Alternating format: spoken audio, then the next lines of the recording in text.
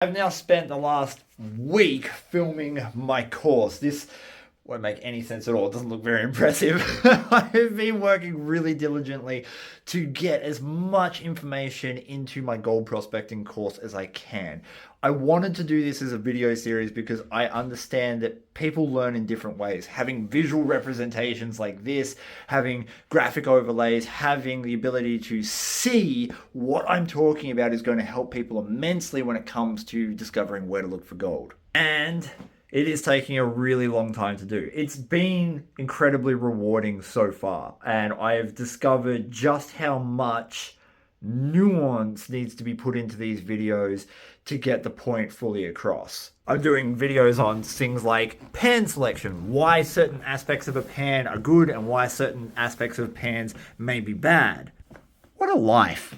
And when you're doing that, you think, oh, I know the fundamentals of this. I'll be able to put this into a quick 15-minute video. And then you find yourself 30 minutes deep into a fully edited video and you still have more information to go. It sparks up a whole thing about classifiers and why that's important. And then you've got to look at riffle design and why that's important.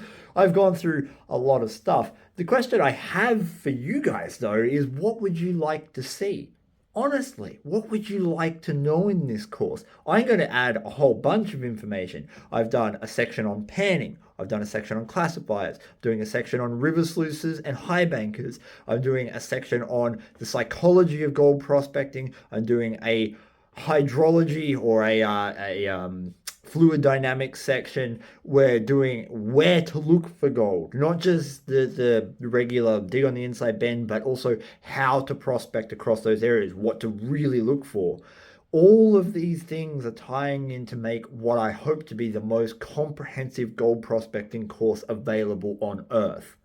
And I'm doing it in layman's terms. The thing that used to piss me off more than anything when I was learning how to gold prospect was people would use these incredibly complex and annoying analogies. They would use the actual geological terminology, and that's great for some people, but if you're like me, you don't care. It doesn't matter. You just want to know what you should be looking for. Is it the big black shiny rock or is it the funny looking fluffy red one?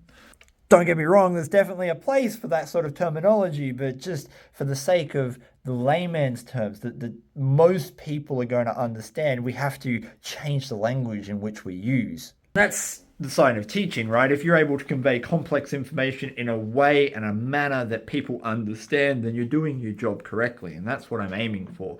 So what would you like to know? What things have been burning in your mind to ask that no one's answered satisfactorily to you, that you may have got a half answer for?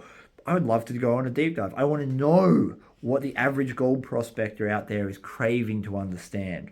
Leave them in the comments below.